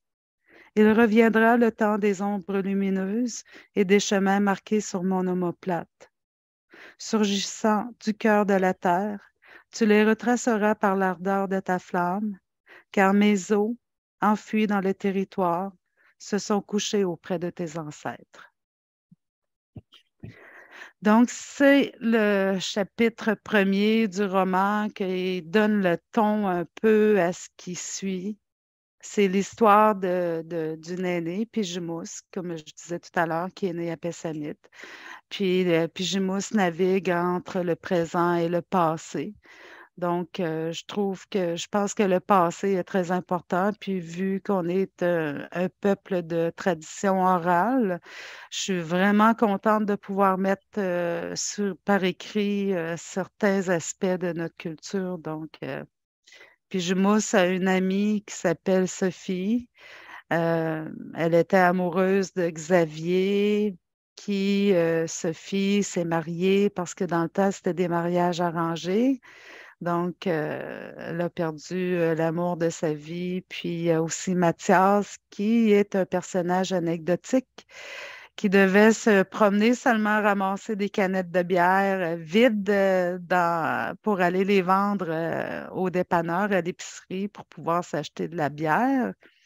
Donc, il a pris de plus en plus de place. J'ai senti que Mathias devait parler, qu'il devait partager son mal, donc parce que c'est des choses quand même qui sont malheureusement courantes dans nos communautés dues à plusieurs causes, dont les pensionnats indiens, dont on vit encore les blessures. Puis, c'est ça. Puis, finalement, mon roman, je suis à la préparation d'un deuxième tome. donc qui va être plus étoffé encore. Donc, pour un premier roman, je suis très heureuse. C'est un peu un survol de ma culture, mais le deuxième roman, je l'espère plus étoffé encore. Ça va se passer dans les pensionnats indiens. Bravo. Merci. Carole. En tout cas, c'est un roman magnifique avec des courts chapitres et puis surtout quand même une fin heureuse, enfin moi je trouve, Ouais. avec cette nature qui répare. Enfin, voilà, moi j'ai vraiment, c'est L'Or des Mélèzes, à lire absolument. Oui, Et- le Naudimet est vraiment très important pour Oui. nous car c'est vraiment notre maison. Même si on vit dans des communautés qui sont appelées réserves ici, terme que je déteste, moi je préfère dire des communautés. Donc, on essaie de se rendre quand même en territoire le plus souvent possible pour continuer à, à- à vivre notre mode de vie, puis les traditions ancestrales, les méthodes de chasse, puis tout ça. Donc, il y a encore beaucoup de choses à dire. Mm. Mhm. Et J'aimerais peut-être souligner, je ne sais pas si René avait l'intention d'en souligner, là, ça fait peut-être un peu pompeux, je m'en excuse, mais je suis tellement fière de cette reconnaissance-là. C'est que j'ai gagné le prix Myriam Caron ici à Sept-Îles sur la Côte-Nord, qui est c'est un prix littéraire qui est dédié à un auteur ou une autrice de la Côte-Nord. Puis tout récemment, j'ai appris que j'étais aussi en liste pour le prix Voix autochtone euh, Aboriginal Aboriginal Voices Awards. Donc, ça, c'est canadien. Donc, je suis en liste pour le prix prose en français. Je suis vraiment contente. Puis, je suis très reconnaissante aussi. Mais ça ne fait que commencer, Carole, et ça va continuer. Je pense que c'est un livre qui mérite toutes les bonnes réceptions possibles. Et ce livre va vraiment faire son chemin. Et nous, on a quand même le plus gros corpus en littérature des Premières Nations du Canada. Puisqu'en fait, en librairie, apparaissent beaucoup de collections en France, de maisons d'édition françaises qui développent, enfin qui éditent cette littérature. Mais bon, on a quand même une petite antériorité chez Mémoire d'Encrier. Moi, j'aime bien le dire aux libraires et aux bibliothécaires. Absolument. Et aux blogueurs et aux lecteurs. Ouais. Voilà. Il y a une maison d'édition, en fait, autochtone qui fait un travail immense aussi. Je pense que ça fait près de 10 ans, c'est Daniel Sioui, le fils de Jean Sioui, que l'on publie aussi à Mémoire d'Encrier. La maison d'édition s'appelle Anénora, qui a aussi une librairie et qui fait un travail important. Et puis, je pense que ce qu'on a vu, c'est peut-être ces 15-20 dernières années, en partie grâce à Mémoire d'Encrier, c'est la résurgence autochtone en littérature. Puisque quand on définissait avant la littérature québécoise, naturellement, on ne mettait pas des autochtones. Il y a 20 ans, quand on disait la littérature québécoise ou la littérature canadienne, c'est un hasard si un autochtone écrivait un livre. Donc, c'est-à-dire qu'on n'avait pas pensé qu'un autochtone, parce que quand Carole dit elle déteste les réserves, puisque les réserves, dire réserve, c'est une zone de non-droit qui ne peut produire que de la sous-humanité. Donc, ces gens-là ne pouvaient pas écrire des livres. Et aujourd'hui, on est étonné, peut-être qu'on peut tenter de le dire, ce qui se passe peut-être de plus important dans la littérature québécoise et canadienne vient en grande partie des communautés autochtones. Et je pense que c'est intéressant parce que comme Joséphine l'a souvent dit, et comme en fait, parce qu'elles sont en train de raconter des histoires qui n'ont jamais été racontées. Donc, en fait, c'est des histoires qui ont été longtemps silenciées et c'est maintenant à eux, à elles, de raconter ces histoires de violence, ces histoires de vie aussi, ces histoires de chasse, ces histoires de forêt, parce qu'il y a de belles histoires de vie. Il n'y a pas que simplement la violence. Il y a le pensionnat, comme Carole va nous donner un merveilleux roman sur le pensionnat.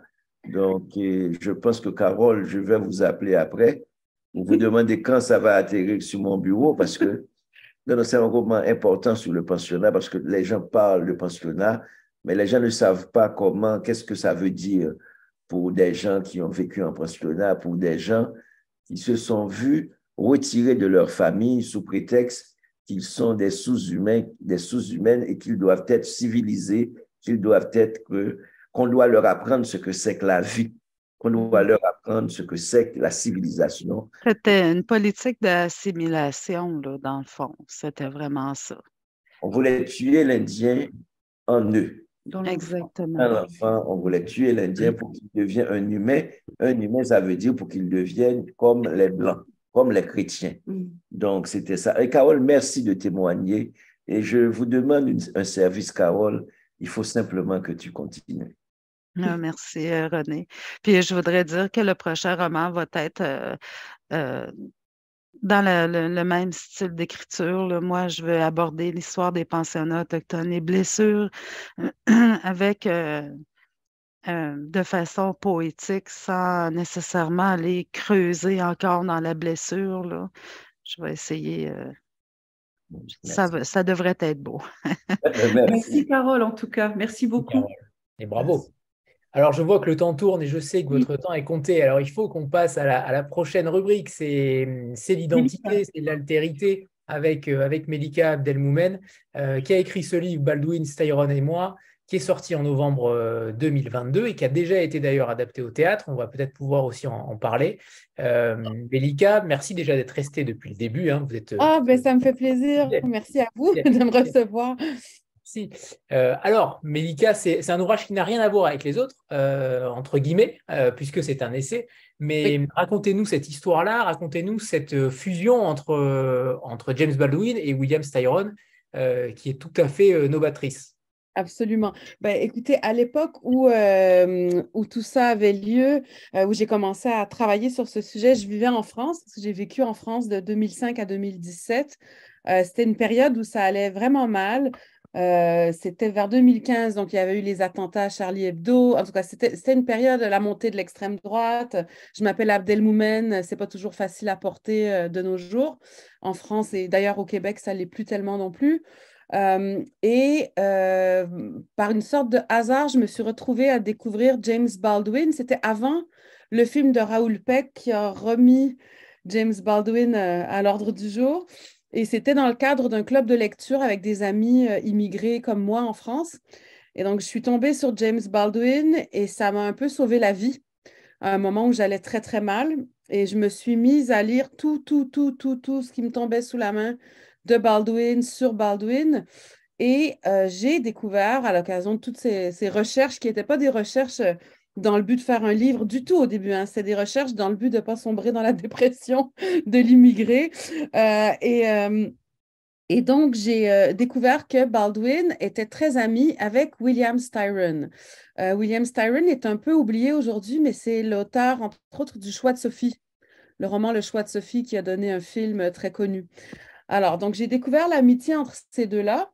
James Baldwin, donc, petit-fils d'une esclave noire, qui était un défenseur des droits civiques, des droits des homosexuels, des droits des minorités diverses, des droits des Palestiniens aussi. Donc, ami avec William Styron, un homme blanc du sud des États-Unis, qui était descendant de propriétaires d'esclaves. Et donc, les deux ont passé un moment, 9 mois, ils ont cohabité pendant 9 mois parce que Baldwin avait besoin d'un endroit pour finir un livre qui allait devenir la prochaine fois Le Feu plus tard. Et ils ont discuté et Styron a avoué, pendant ces 9 mois de cohabitation, il a avoué à Baldwin qu'il était fasciné par l'histoire de l'esclavage, qu'il ne comprenait pas pourquoi, lui, en tant que blanc, descendant de propriétaires d'esclaves, on ne lui apprenait pas cette histoire, pourquoi il y avait deux histoires parallèles des États-Unis, celle qu'on enseignait aux Noirs et celle qu'on enseignait aux Blancs. Et il était fasciné par une révolte d'esclaves en particulier qui avait été menée par un homme qui s'appelle Nat Turner en 1831. Et alors, il s'est passé un truc qui qui va peut-être vous faire sourire parce qu'on est en plein dans ces débats-là de manière obsessionnelle aujourd'hui, comme si on avait inventé l'eau chaude. Alors, Styron a dit à Baldwin, il faut que les Blancs comme toi connaissent notre histoire, il faut qu'ils l'étudient, il faut qu'ils y réfléchissent. Et si tu veux écrire sur l'esclavage, non seulement tu dois absolument le faire, mais tu dois te mettre dans la peau de Nat Turner et écrire au jeu. Donc, Styron a écrit Les Confessions de Nat Turner en se mettant dans la peau d'un homme noir du 19e siècle. Et au départ, il y a eu un très bon accueil, mais aussi, après un certain temps, toute une polémique sur le droit ou non pour un homme blanc du Sud, descendant d'esclavagistes, de se mettre dans la peau d'un esclave. Et jusqu'à la fin, Baldwin a défendu Styron et ça a provoqué certains débats avec des hommes, des activistes de la communauté noire notamment, qui étaient pas à l'aise forcément avec le roman de Styron, mais sur la réflexion de la responsabilité et des droits de l'écrivain. Et à peu près, je pense que personne n'a dit que Styron n'avait pas le droit de le faire. Mais ce qui a été dit, c'est qui a accès à la parole, qui a le droit de parler. C'est pas qui a le droit de parler de quoi, c'est qui a le droit de parler. Et si tout le monde avait le même accès à la parole et qu'il y avait plusieurs versions de l'histoire, ça gênerait pas les personnes des minorités que les personnes de la majorité parlent de notre histoire qui est commune. Bref, donc j'ai creusé cette histoire d'amitié-là pendant plusieurs années, donc notamment dans un article. Puis c'est devenu un texte qui a été lu dans un festival sous forme de pièce de théâtre, qui a d'abord été représenté seulement 2 ou 3 fois. Et Rodney, qui vient justement d'arriver juste à temps, a vu cette pièce de théâtre et m'a dit, mais il y a un livre là. Il y a un livre. Et donc, on s'est mis au boulot. Et à partir du texte de la pièce, qui était vraiment davantage l'histoire de Baldwin et Styron, on a intégré un peu plus moi, c'est-à-dire moi en tant que Québécoise avec un nom arabe qu'on n'arrête pas de classer dans des cases qui ne correspondent jamais à ce que je suis. On s'attend à ce que je parle de Scheherazade du désert des chameaux, alors que je ne parle pas un mot d'arabe et que je suis née dans une région du Québec, une région rurale du Québec. Mais en même temps, j'ai un père tunisien, j'ai beaucoup vécu à l'étranger, donc je ne ressemble pas aux Québécois de souche, mon nom de famille non plus. Et donc, l'idée, c'est d'essayer de voir mon rapport à moi avec cette histoire d'obsession sur les identités qu'on essaie de définir de manière très fermée. Moi, je suis beaucoup plus proche d'un Amin Malouf, là. Je suis une frontalière hein, quand on a plusieurs. Donc, voilà. Donc, on s'est mis au boulot et avec Rodney, qui m'a donné une injonction terrible, qui était d'être libre, d'être entièrement libre et de faire ce qu'aucun autre éditeur m'avait permis de faire, c'est-à-dire d'être moi-même dans toute mon étrangeté de femme racisée d'une minorité qui a cette histoire-là. Donc, ça donne un essai, mais où il y a des extraits de théâtre, où il y a des extraits de fiction, où il y a des extraits plus essayistique, et où je réfléchis à la place dans nos vies aujourd'hui d'histoires comme celle-là, en gros. Est-ce que tu peux lire un petit extrait? Le Oui. livre publié. Mais là, je vais vous taquiner parce que je vais vous lire un extrait sur la France. Ah oui. Ça, effectivement. Je vais lire un truc assez court hein, quand même parce que je sais qu'on est limité dans le temps. OK. Lorsque l'histoire que je vais vous raconter ici a commencé, je vivais encore à Lyon et je ne savais pas qu'un peu plus de 2 ans plus tard, j'allais quitter la France. Ça faisait 10 ans que j'y étais. Nous étions en février 2015 et j'allais mal. Je ne trouvais pas de travail et n'arrivais pas à réunir ce qu'il fallait pour obtenir la nationalité française. Les embûches administratives et politiques s'accumulaient sur le chemin des familles roms que des amis du quartier et moi tentions d'aider. Ces personnes, ces Roms, étaient nos voisins et nous n'en revenions pas de la situation dans laquelle la municipalité, la préfecture et l'État les laissaient, ou plutôt dans laquelle ils les maintenaient, par le truchement de ce que le politologue essayiste Éric Fassin et certains de ses collègues ont appelé des politiques municipales de la race. Les préjugés contre eux étaient terribles, leur pauvreté servait d'arme pour nourrir le discours qui visait à les dénigrer. Et les mesures en place s'assuraient qu'ils soient le plus souvent privés de l'aide dont ils auraient eu besoin pour s'en sortir. Certaines mairies refusaient d'inscrire leurs enfants à l'école et nous n'arrivions pas à leur trouver de logement, même temporaire. Marine Le Pen avait de plus en plus de place dans les médias. On l'invitait et on la laissait parler pour dire des horreurs, comme si c'était la chose la plus normale du monde, comme si elle tenait un discours tout à fait banal. Il y avait eu les attentats terroristes dans les bureaux de Charlie Hebdo et dans une épicerie juive, l'Hyper Cacher, et nous avions peur, certains d'entre nous plus que d'autres, peur que ce ne soit que le début d'une série noire. Ça l'était. Ce n'était pas une bonne période pour être arabe au pays des droits de l'homme, pour être ce que Nicolas Sarkozy appelait des gens musulmans d'apparence. Oui, un président de la République a dit ça. Pas une bonne période pour être rome, pauvre, noir, immigré, de gauche, fragile, idéaliste, candide, inquiète, contestataire. Pas une bonne période pour être moi. Heureusement qu'il y avait l'homme que j'aime, les potes militants et les amis. Il y avait ceux avec qui j'avais appris, moi, la nord-américaine, la québécoise qui avait grandi dans un certain culte du consensus, une certaine peur de la dispute, que j'avais appris le plaisir de débattre, le plaisir des soirées à s'enflammer et à creuser les désaccords jusqu'à en frémir de passion, avant de se tomber dans les bras, de s'embrasser et de se dire vivement l'apéro de la semaine prochaine, on n'a pas tout dit, le temps passe trop vite. Au début, j'étais un peu intimidée. À la fin, j'étais comme un poisson dans l'eau.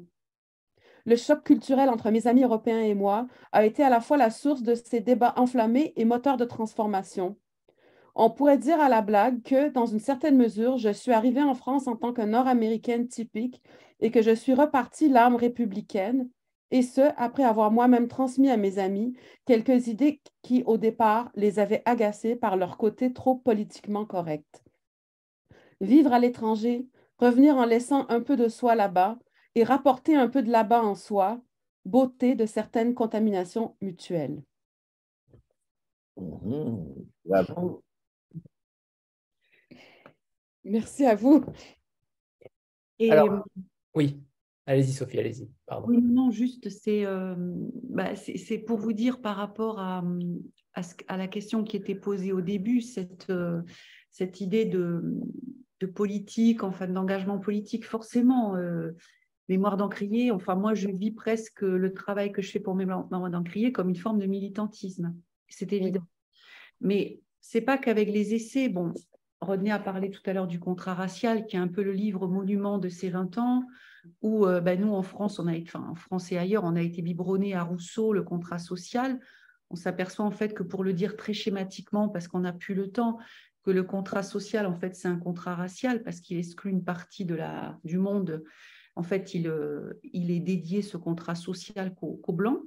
Donc voilà, donc le contrat racial du philosophe Charles Mills, que ce soit Baldwin, Styron et moi, évidemment que les essais sont éminemment politiques, questionnent l'identité, l'altérité, et après, nos romans et notre poésie est également politique. Enfin, il y a tout des valeurs, un engagement. Donc voilà, donc c'est sûr qu'on est un catalogue pas comme les autres peut-être.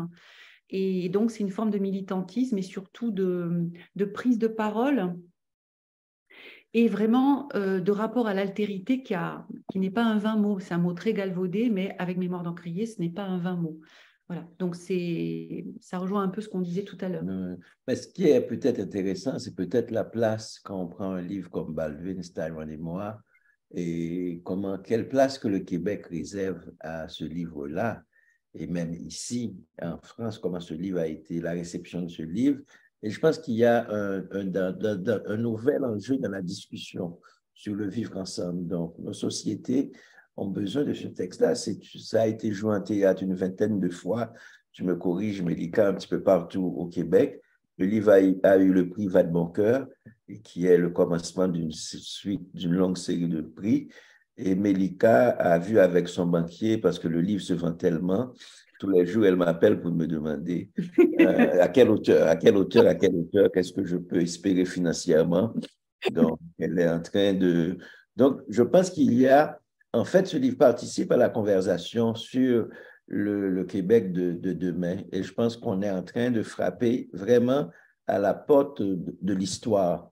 Avec, en fait, c'est des livres qui éduquent contre le racisme.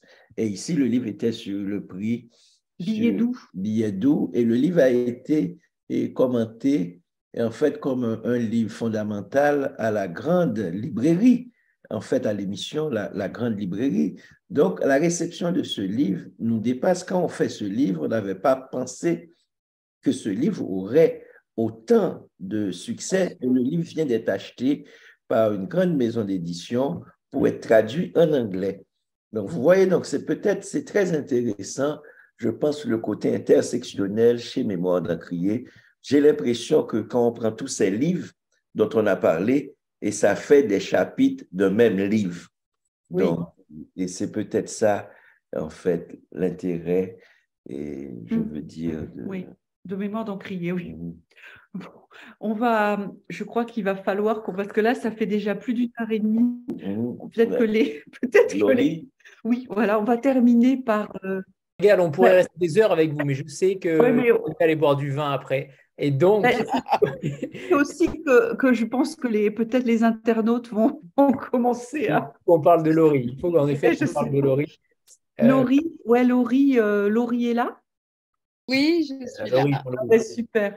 Donc, Laurie on a édité en France donc La Femme sans couleur, qui a eu le prix des libraires du Québec en catégorie poésie en 2021 ou 2020, Laurie, je me rappelle jamais. 2020. C'est 2020, 2020, oui. 2021, non, 2021, monsieur le guide.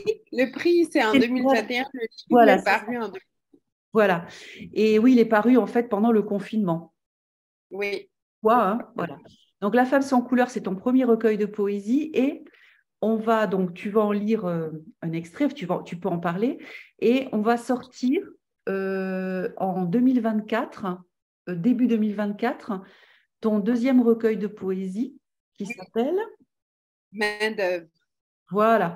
Donc, je te laisse la parole et on va peut-être terminer là-dessus. Je ne sais pas si après on pourra dire quelques mots ou pas. En tout cas, voilà. Je laisse Anthony.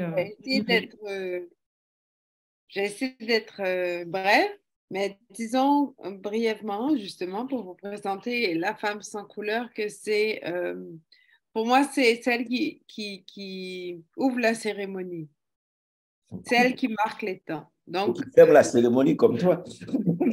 voilà, comme moi, c'est ça. Alors, c'est un poème, c'est un recueil que j'avais, je crois, longtemps mijoté. Et puis, quand le titre m'est venu, j'ai dit, voilà, j'ai mon programme. Ce sera La Femme sans couleur. Et je l'ai écrit et elle se porte très bien, à mon grand bonheur. Elle est bien appréciée. Alors, je vais vous lire quelques poèmes du recueil. Qui es-tu? La fille du silence, la sœur du déni. Que vois-tu? Des chimères. Qu'espères-tu? Hier. Je vais vous en lire un deuxième. Je vais vous en lire 3. OK. Je suis née hier de la dernière averse. Pas d'histoire, pas de valise. J'accueille, je reçois, tout ouverte. Écrivez ce que vous voulez. J'ai la peau couleur terre. Je m'égrène comme un sablier. Si vous enlevez la première couche, je suis rose. Une autre, plus rose. Si vous creusez encore, la couleur coule, comme la pluie. Je suis née hier, pas d'histoire, pas de valise.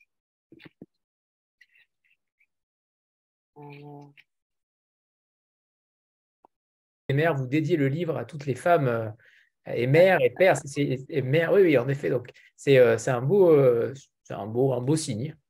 Oui. Alors, le dernier poème que je vais vous lire de La Femme sans couleur, c'est un poème qui a été inspiré d'une poète, Michel Lalonde, qui est une poète importante du Québec, qui est malheureusement décédée il y a 1 an ou 2 ans, qui s'appelle Speak White. I speak white, tais-toi.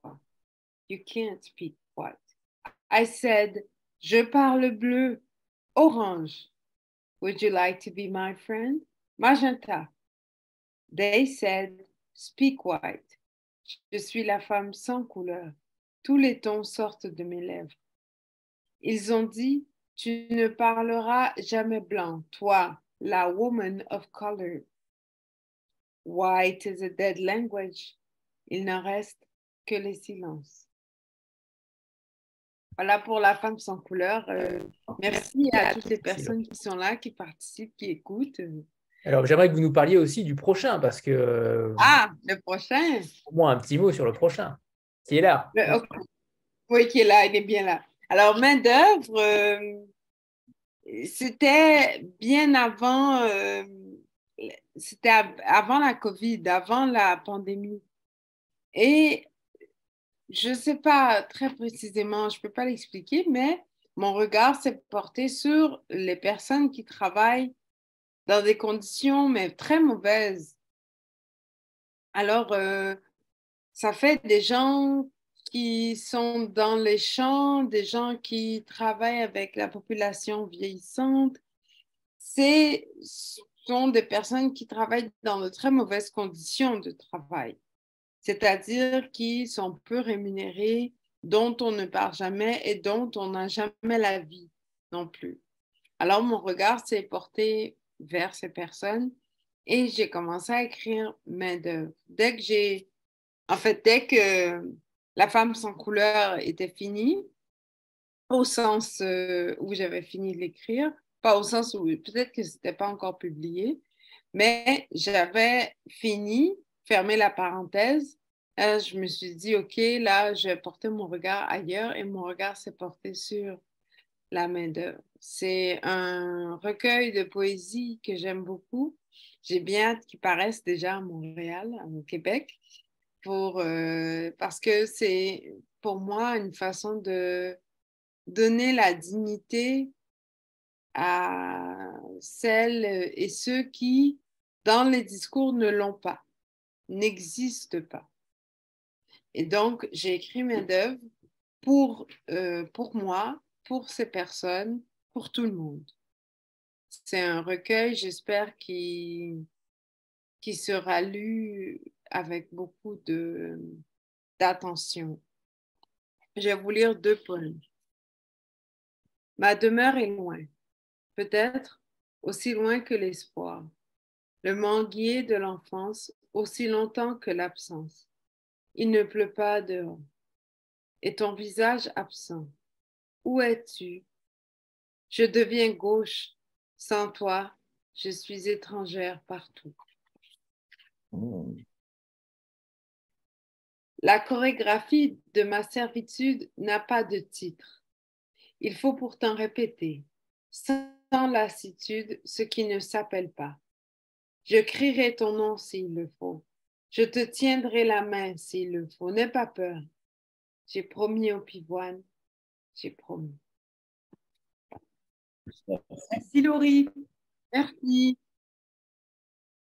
Début 2024, il me semble. Oui, en février en France, en Europe, en février. D'ailleurs, est-ce que vous pouvez faire un dernier point peut-être, on pourrait peut-être terminer par là, sur la différence entre les dates de sortie québécoises et françaises. Il y a des différences, en tout cas, sur certains livres. Comment vous choisissez aussi ce qui va plaire au marché français? Un peu comme en France, il y a une différence entre les livres parus en France et quand ils paraissent au Québec. C'est aussi l'intérêt des livres. Laurie Jean-Louis, quand Laurie publie Québec, son premier livre de poésie, c'était comme 4 000, 5 000 copies. Donc, Laurie a un public de gens qui l'attendent, comme prix des libraires. Donc, le livre de Laurie paraît à l'automne, paraît là à Québec. Et le livre de Laurie va paraître en février en France. Ça nous permet de travailler le livre. Ça permet à Sophie de prendre le temps de travailler le livre de faire lire le livre, pour voir comment présenter le livre sur le marché français. Il y a des livres qu'on présente de manière au même moment, comme par exemple Joséphine Bacon, qui est déjà connue en France, donc ça prend un peu de temps. Donc, Carole Labat, c'était comme presque au même moment, et parce que Carole Labat est liée à un corpus. Et ce qu'on ne peut pas faire au Québec, on a une écoute, on a déjà, on a un marché, on a un public, donc on ne veut pas fatiguer les gens. On publie près de entre 20 et 22 titres l'an avec des rééditions en d'autres formats. Mais ce qu'on ne veut pas, on ne veut pas publier plus de entre 12 et 15 titres en France. On ne peut pas publier rien que pour publier parce qu'il y a tellement de livres. On ne veut pas que quand les libraires nous voient qu'ils tournent la tête. On veut qu'ils nous accueillent, on veut qu'ils nous ouvrent les bras. Donc, c'est pourquoi on est vraiment... il y a des livres qui nous intéressent beaucoup, mais on essaie de demander aux libraires qu'est-ce que vous pensez de tel livre avant de proposer le livre. En fait, on a une petite dignité à garder, et puis un respect aussi pour les libraires. Ça fait qu'on hésite souvent, on ne présente pas tout, même quand des fois il y a des demandes, même quand des fois il y a des pressions des auteurs, on essaie de garder une cohérence pour ne pas trop encombrer en fait les librairies d'une part, et deuxièmement, pour que la diffusion puisse se faire, pour qu'on prenne le temps de travailler et Mémoire d'un crié. L'écrémage a été fait. J'imagine qu'on a toutes les crèmes là, réunies. On va dire ça. Mais oui. Mais je dois dire merci à Sophie, merci à tout le monde, merci à vous qui nous avez écoutés, merci à Anthony, parce que je pense que Mémoire d'un crié, c'est une maison. Quand on dit maison, on dit vivre ensemble, on dit qu'on est autour de la table. On est autour de la table et peut-être on regarde le même horizon, en fait, pour changer la vie, puisque c'est le rôle, en fait, de la littérature. Et merci à tous ces auteurs et ces autrices. En fait, Mémoire d'un crié n'existerait jamais s'il n'y avait pas ces auteurs et ces autrices qui rêvent de changer la vie, qui rêvent de bousculer toute la médiocrité, qui veulent ne pas accepter l'inacceptable. Merci pour les 20 ans. Nous sommes ensemble et puis on va continuer à être ensemble. Merci beaucoup. Et n'hésitez pas à me transmettre des messages par Anthony. Voilà, si vous avez envie de recevoir nos programmes, de vous procurer la brochure des 20 ans, voilà, n'hésitez pas. Moi, je suis là. Se suivront et qu'on continuera à vous lire constamment parce que vous avez des discours tellement différents de tellement de maisons. Et je trouve que chaque auteur qui est passé là a une voix singulière. Et je trouve ça assez incroyable. Moi, j'aurais diffusé Les Racistes n'ont jamais vu la mer à tous ces idiots supporters de football qui crient, qui ont des cris de singe pour certains joueurs et qui continuent chaque jour. On continue d'entendre tous ces faits et qui prennent une ampleur médiatique incroyable alors que tous les jours, il y a d'autres racistes qui aussi pullulent. Je trouve ça incroyable le discours que vous arrivez à partager. J'espère que les choses évolueront, même si on n'a pas l'impression que les choses évoluent aujourd'hui, malheureusement, sur le racisme notamment. Mais en tout cas, merci à tous vos discours si éclairants et vos sourires et surtout votre poésie, que ce soit dans un essai ou dans un roman. Je trouve que la poésie innerve totalement toutes vos paroles et vraiment, c'est une sacrée découverte à chaque fois qu'on vous entend. Je suis vraiment ravi que vous me fassiez confiance à chaque fois et je me battrai jour et nuit pour vous. Voilà. Sachez-le. Merci Anthony. Merci beaucoup. Merci beaucoup. Merci à tous. Au revoir. Merci. À bientôt. Philippe. Au revoir tout le monde. Merci. Bon, et bon dîner. Oui. On va travailler. On va picoler. Au revoir tout le monde. Merci beaucoup. Au revoir. Merci.